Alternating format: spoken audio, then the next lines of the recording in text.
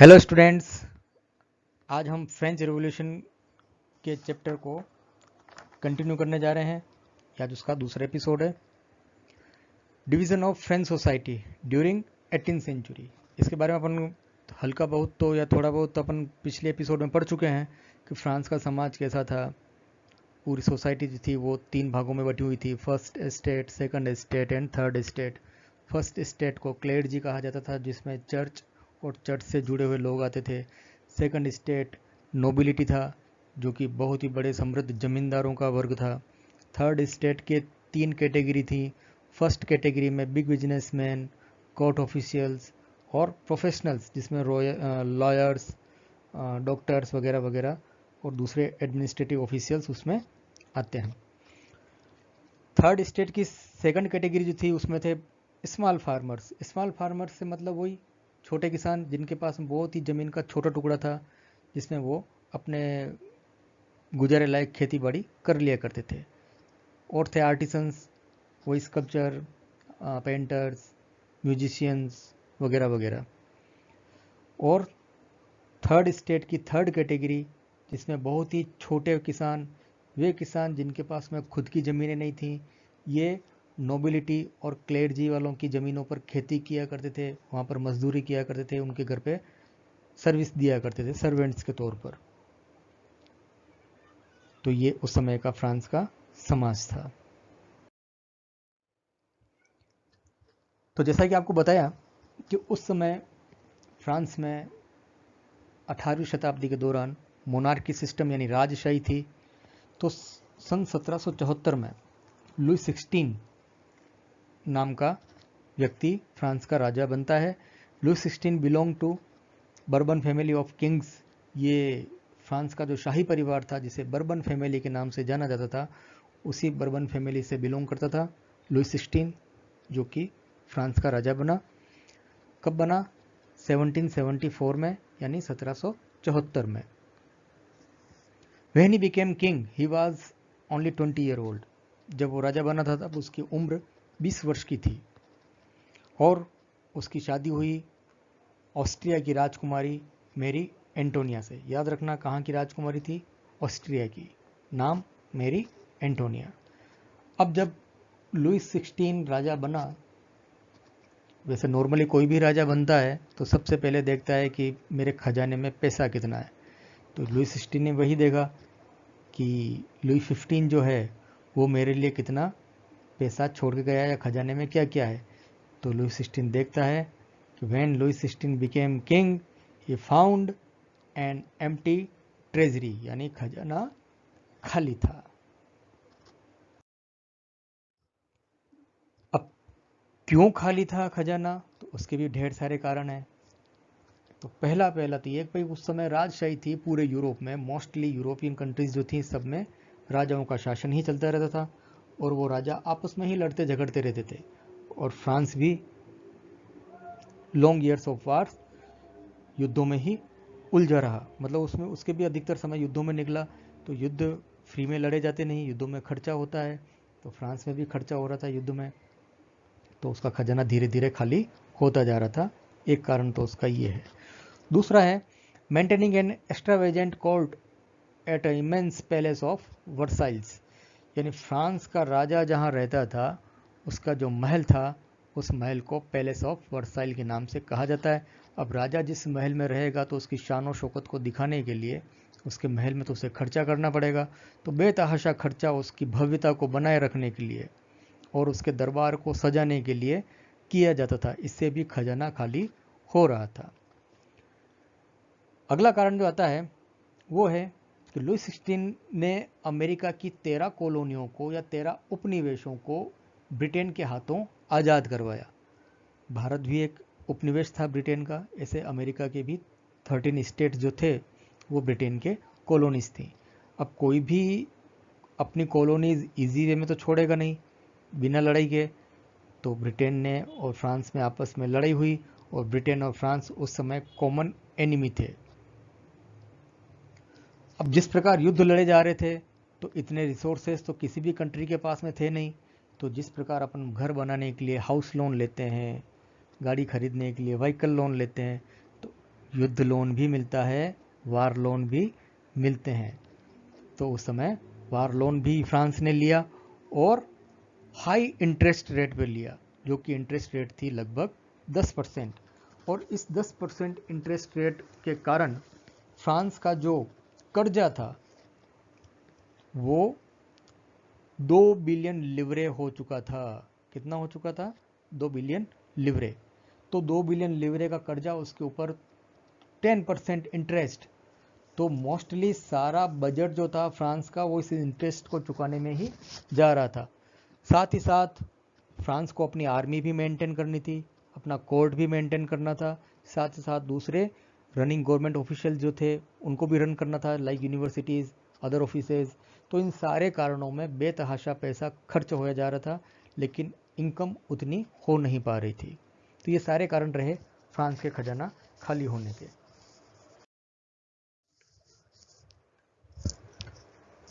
अगला आपके पॉइंट आता है फ्यूडल सिस्टम। इसको अपन हिंदी में कहते हैं सामंती व्यवस्था। फ्यूडल सिस्टम उस समय का 1789 के पहले का एक ऐसा सिस्टम था जिसमें कि फर्स्ट और सेकंड एस्टेट के जो लोग थे उन लोगों को जन्म से ही कुछ विशेषाधिकार मिले हुए थे। वो उन सुविधाओं को जन्मजात उनको वे सुविधाएं मिली हुई थी जिनका उपभोग वो करते थे।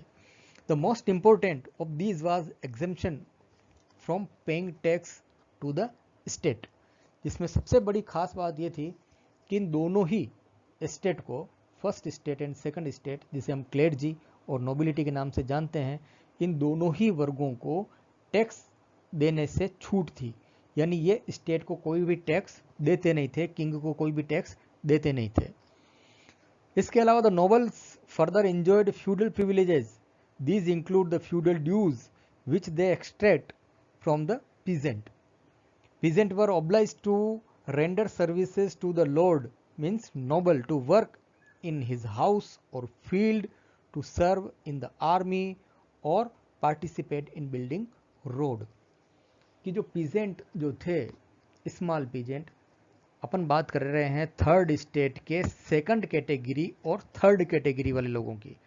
इसमें थर्ड स्टेट के फर्स्ट कैटेगरी वालों को लोगों को नहीं लिया गया है, इसमें लिया गया है थर्ड स्टेट के सेकंड कैटेगरी और थर्ड कैटेगरी वाले लोगों को, जिसके अंदर जो सामंत लोग जो थे, ये जो नोबल्स लोग जो थे, वो इन किसानों से अपने खेतों पर बेगार करवाया जाता था इनके द्वारा। यानी बिना इनको वेतन चुकाए इनसे काम करवाया जाता था। दूसरा, इसके अलावा जो भी इनको ये खाने पीने के लिए देते थे उसमें से भी ये टैक्स ले लिया करते थे। इसके अलावा इनसे रोड बनवाई जाती थी, इनसे मकान बनवाए जाते थे, खुद के ही, नोबल्स के ही। तो इसे पूरा फ्यूडल सिस्टम कहा जाता है।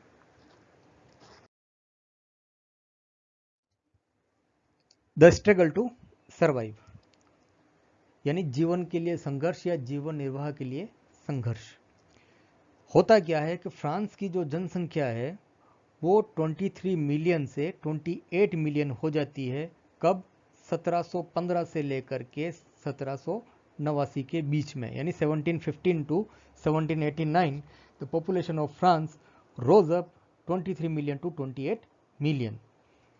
इसी के साथ में this led to increase the demand for food grains. अब जब लोग बढ़ गए हैं तो उनके लिए खाने की डिमांड भी बढ़ेगी, तो जाहिर सी बात है अनाज की मांग भी बढ़ने लग गई।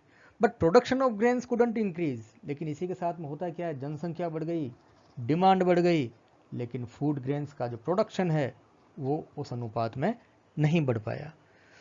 तो क्या होगा, जब मांग ज़्यादा हो रही है और सामान की उपलब्धता कम है, अवेलेबिलिटी कम है, तो प्राइस बढ़ेंगे या घटेंगे? प्राइस बढ़ेंगे। So price of bread. अब ब्रेड की क्यों दिया गया? क्योंकि ब्रेड फ्रांस का उस समय कॉमन फूड था, यानी इजीली अवेलेबल होने वाला फूड था ब्रेड।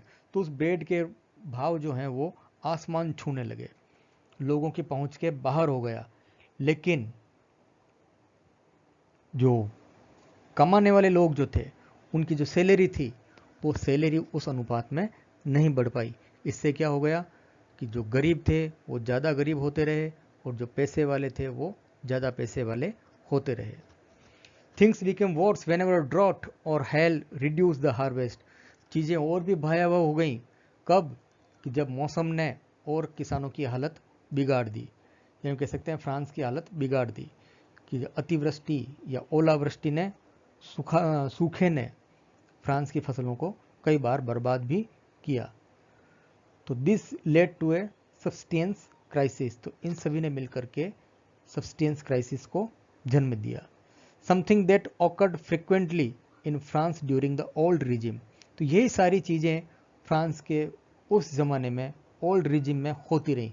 अब यहाँ पर देखो आपको दो वर्ड बोल्ड किए गए हैं, एक तो सब्सटेंस क्राइसिस और दूसरा है ओल्ड रिजिम।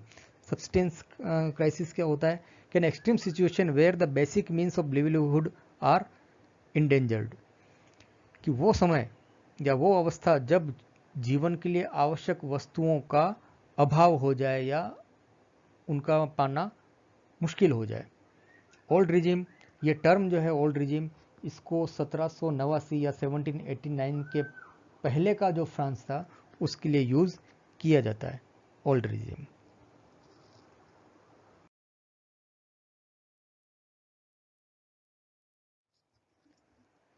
अब इन सभी के बीच में फ्रांस में एक नया वर्ग उदय होया जा रहा था, जिसको कि बाद में मिडिल क्लास का नाम दिया गया। अभी मिडिल क्लास आया कहाँ से? तो मिडिल क्लास वो क्लास थी फ्रांस की थर्ड स्टेट की, जो कि थर्ड स्टेट की फर्स्ट कैटेगरी थी। तो the 18th century witness the emergence of social group termed the middle class. तो ये मिडिल क्लास वर्ड जो है ये कहाँ पे कब पैदा हुआ? तो 18वीं शताब्दी में।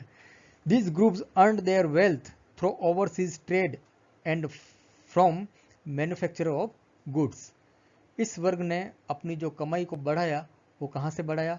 इन्होंने समुद्र पार व्यापार से और दूसरे जो मैन्युफैक्चरिंग गुड्स जो इनके यहाँ पर बनती थी, जैसे कि सिल्क हो गया, वुलन हो गया, इसको ये अपने लोकल लोगों से खरीद करके पैसे वाले लोगों को बेचते थे और उससे जो इन्होंने पैसे कमाए उससे ये थोड़े धनवान होते गए, इसलिए इनको मिडिल क्लास कहा गया।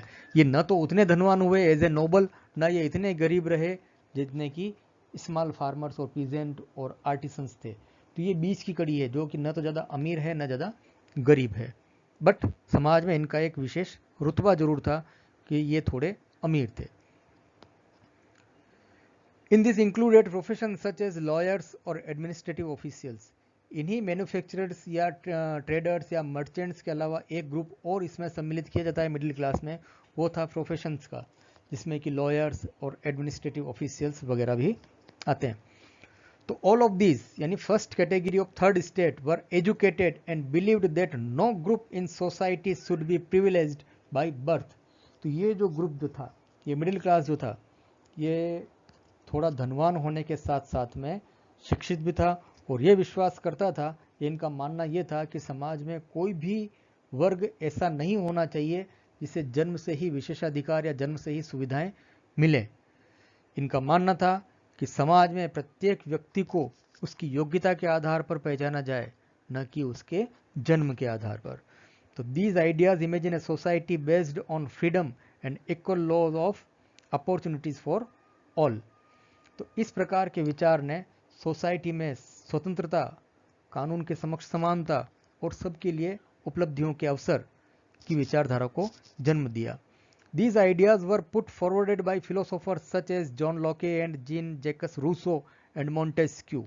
और यही जो विचार थे, इन विचारों को जो उस समय के जो दार्शनिक थे, जो तो फिलोसोफर्स जो थे, जिनमें मुख्यतः नाम आता है जॉन लॉक का, जेन जेकस रूसो का और मोंटेस्क्यू का, इसमें इन्होंने इन विचारों को और ज़्यादा अपनी पुस्तकों में लिखा और उसका प्रचार प्रसार किया। किसका प्रचार प्रसार किया?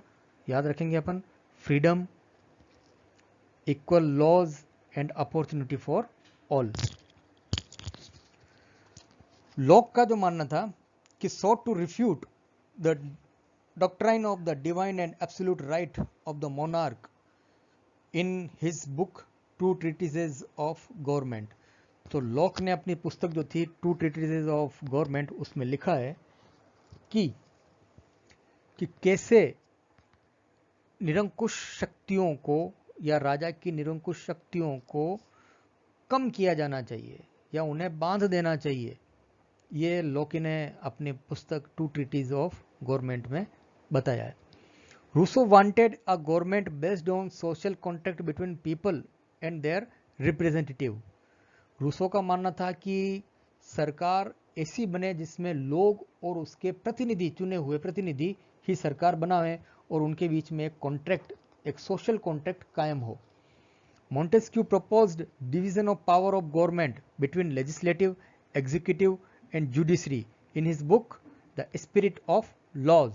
तो याद रखेंगे आप, स्पिरिट ऑफ लॉ का लेखक कौन था? मॉन्टेस्क्यू था। जिसने कौन सी विचारधारा को जन्म दिया? तो उसने डिवीजन ऑफ पावर, किसकी? गवर्नमेंट की। कितने भागों में विभाजित होनी चाहिए? 3 भागों में, लेजिस्लेटिव, एग्जीक्यूटिव एंड जुडिशरी। ये सिस्टम देखो आज की बहुत सारी सरकारों ने अपनाया हुआ है, हमारी भारत की सरकार ने भी ये सिस्टम अपनाया हुआ है। तो the ideas of this philosophers were discussed by people in salons, coffee houses and newspapers. तो इन फिलोसोफर्स के जो आइडियाज थे, तो जो पढ़े लिखे लोग थे वो इन किताबों को पढ़ते थे और कहाँ पर चर्चा करते थे? सलून्स में या कॉफ़ी हाउसेज में बैठ करके, या न्यूज़पेपर। अब आप बोलोगे सर उस समय क्या फ्रांस की जनता शिक्षित थी? तो नहीं, इतनी शिक्षित तो नहीं थी, लेकिन जो न्यूज़पेपर जो पढ़ते थे वो जोर जोर से पढ़ते और आसपास के लोगों को सुनाते थे। तो इस प्रकार विचार फैलने लगे। अब इसी के साथ में क्या होता है कि लुई 16 जो प्लान कर रहा होता है टैक्स बढ़ाने की। टैक्स क्यों बढ़ाए जा रहे थे? वही खजाना का खाली होना, इस कारण से वो टैक्स इम्पोज किया जा रहा था या करने का विचार बनाया जा रहा था। तो ये खबर भी अखबारों में आ गई और लोगों को इसके बारे में जानकारी दी गई। तो लोग इसके विरुद्ध सरकार से, या कह सकते हैं राजा से, बहुत नाराज हो गए और उन्होंने इस प्रकार के प्रिविलेज सिस्टम का विरोध करना भी शुरू कर दिया। तो मित्रों, इसी के साथ में आज का ये एपिसोड समाप्त होता है। अब हम अगले एपिसोड में मिलेंगे बहुत ही जल्दी। तो आप इस चैनल को सब्सक्राइब करना, लाइक करना और शेयर करना ना भूलें। आपको बहुत ही जल्द अगला एपिसोड आपके सामने पेश होगा। तब तक